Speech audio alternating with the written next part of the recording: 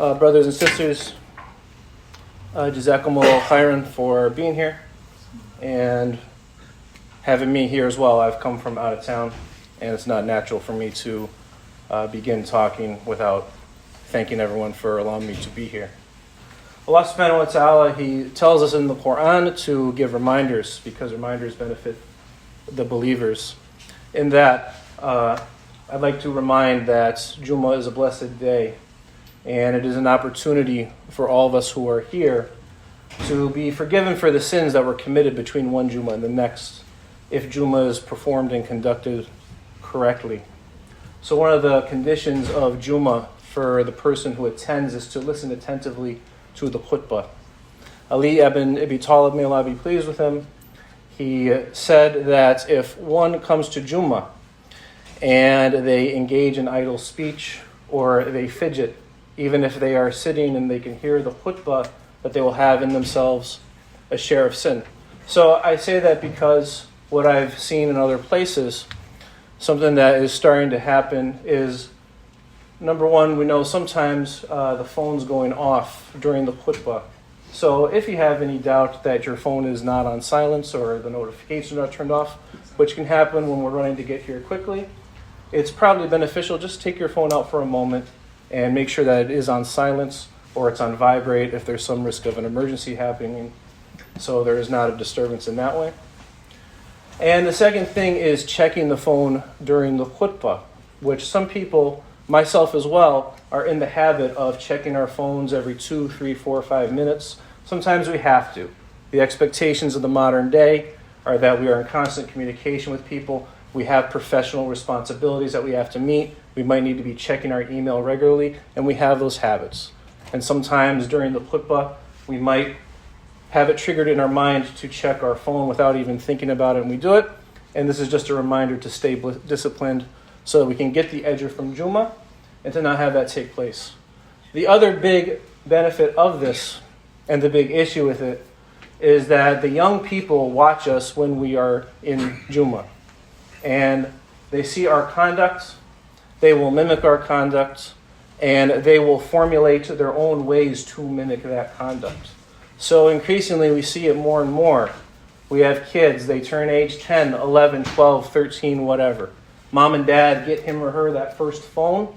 They bring that phone to Jummah, and they think nothing about just taking it out and playing their video games on it in the back, or even scrolling through TikTok on it and this type of thing.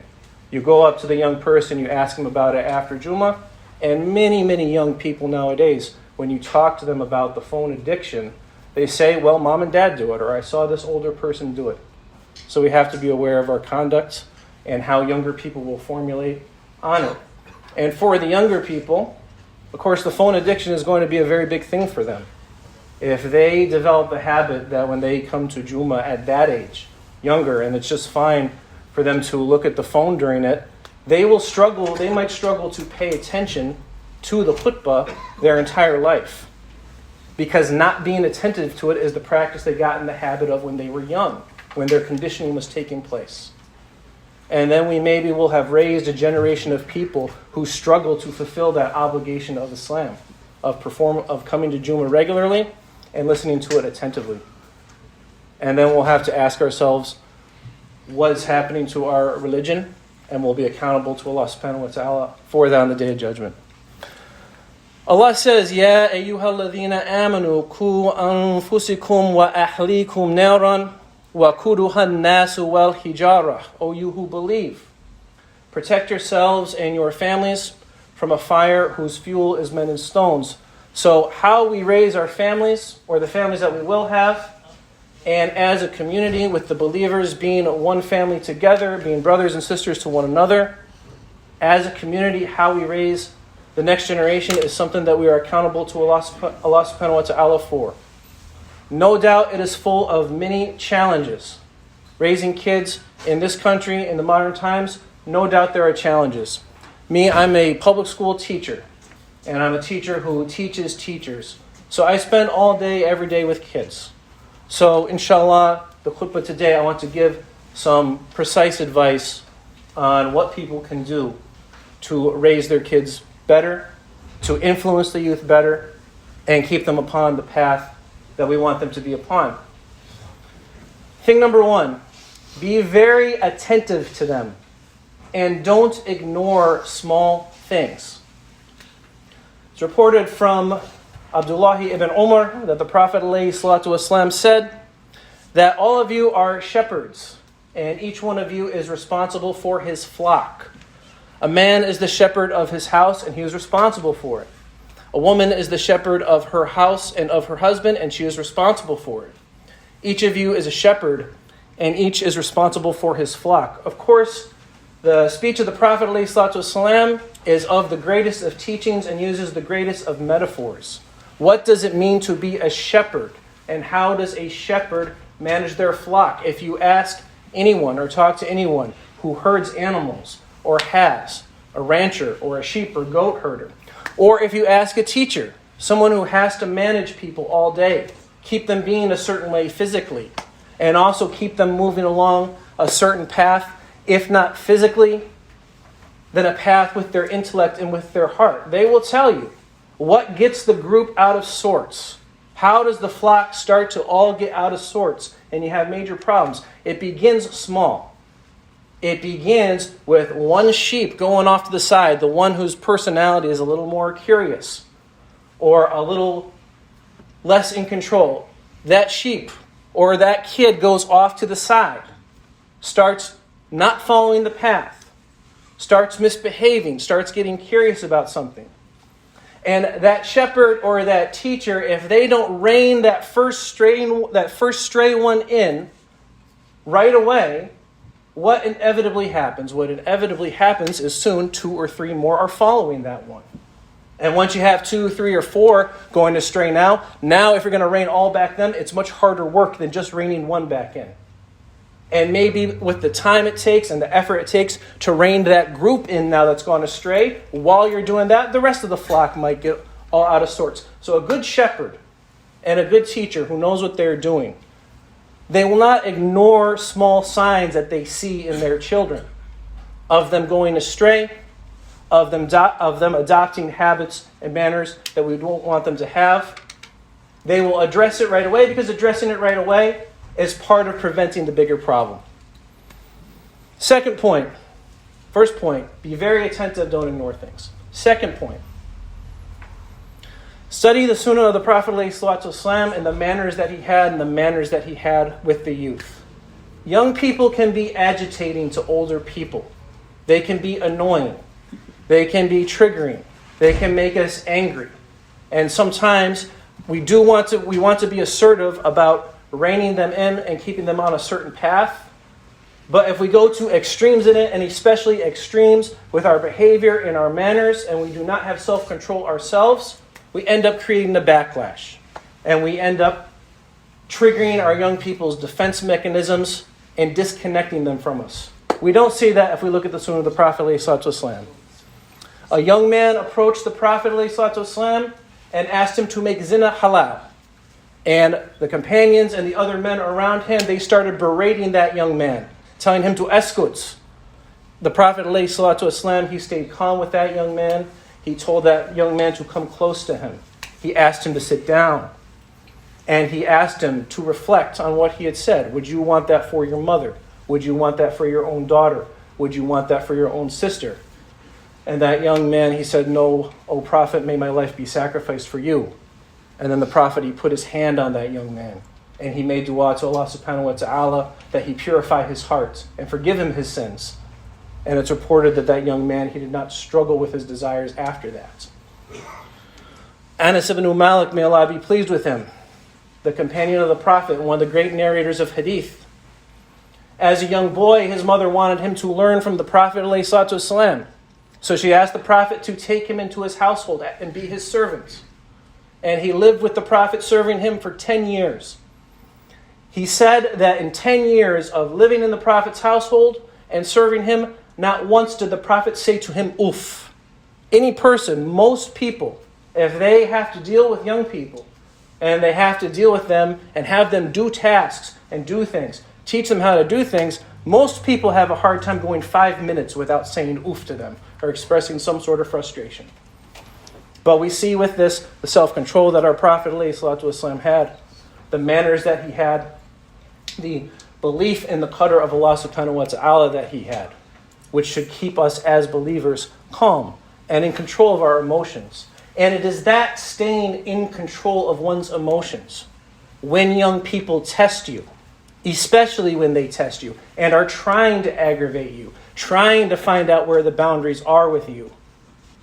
And it's that type of self-control that starts to endear them to you. It is that type of self-control that earns respect from them and gets them to accept you as someone with authority and someone with wisdom that they can have and someone who cares as well. The third thing that we can all do, brothers and sisters, to help with our young people is to increase our own obedience to Allah subhanahu wa ta'ala. And this is a reminder to myself more than anyone. Fudail ibn Iyad, may Allah be pleased with him, was a member of the Atba' or Tabi'in.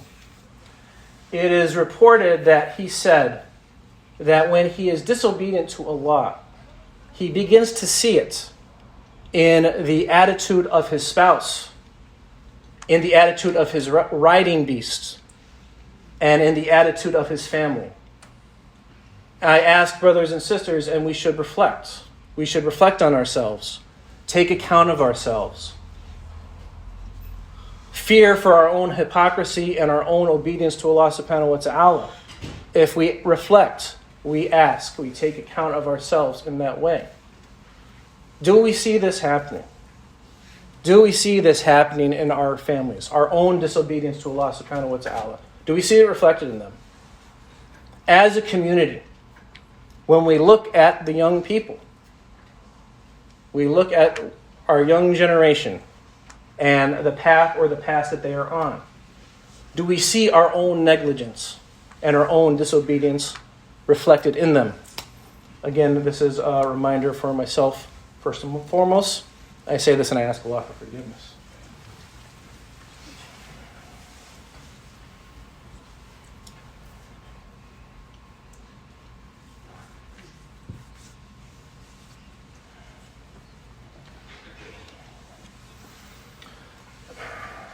Bismillahirrahmanirrahim. Alhamdulillah wa salatu wa salamu ala rasulillah.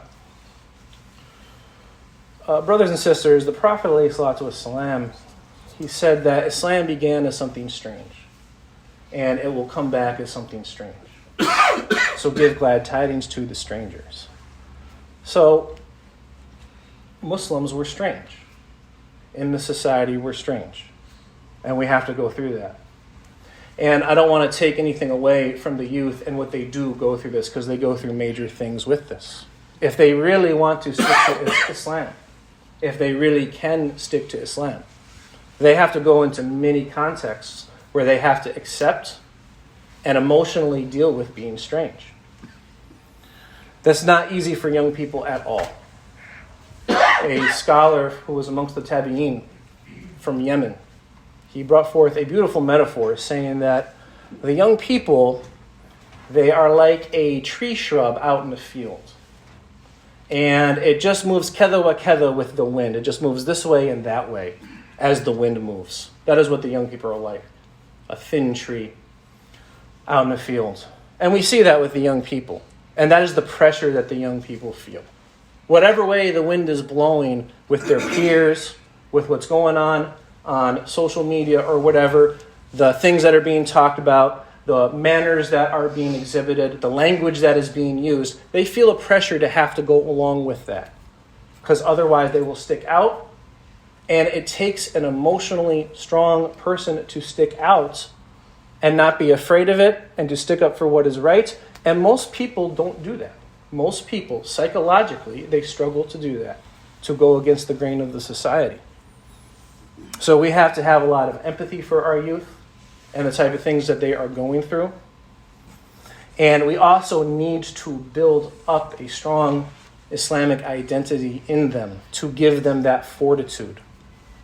So that when it comes time to make a choice, and if they go to public schools, they go in that building and in about 30 seconds they are put in a context where they're prompted to use some sort of language or say something or talk about something that from the habits of our religion that they should not partake in.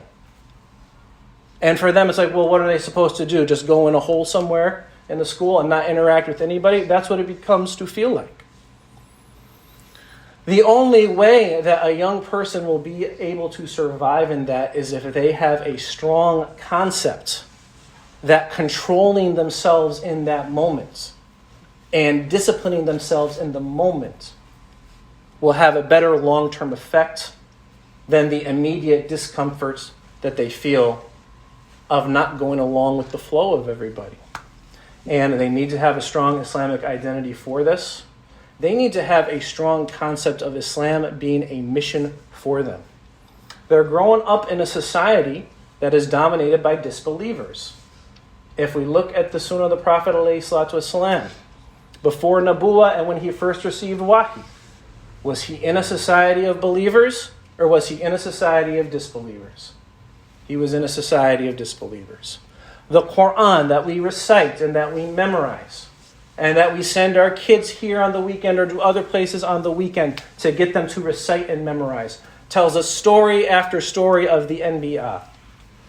Were they in societies of believers or were they in societies of disbelievers? They were in societies of disbelievers. And they had a sense and a mission that it was their mission to call those people to the worship of Allah subhanahu wa ta'ala. It took time, it took patience, it took enduring those trials, it took a long-term understanding of life. Our children need to be connected to that if their Islam is going to survive at all. I'm sure many of you maybe immigrated to this country or you come from families that immigrated to this country maybe within the past 20, 30 years. 2000 to 2010 was the longest decade of immigration in the United States and certainly the largest decade of immigration of Muslims. That pattern of immigration, it's often compared by sociologists to the immigration that took place in the United States in the early 20th century. You can go to people of Italian heritage, Polish heritage, Czech heritage, even Turkish heritage. Their families immigrated at that time. Ask them now, 100 years later, what remains of the culture that their parents came with? What remains of the religion that their parents came with? The answer you will find is very little to hardly any. And you need to look at the youth. And you need to ask yourself, is the same pattern taking place with your children? Is that the course that they are on? Is it a course that's inevitable to them? It's not inevitable to them. Everything's from the decree of Allah subhanahu wa ta'ala. But they will not hold on to a strong practice of the religion if they do not have this concept of it being a mission for them.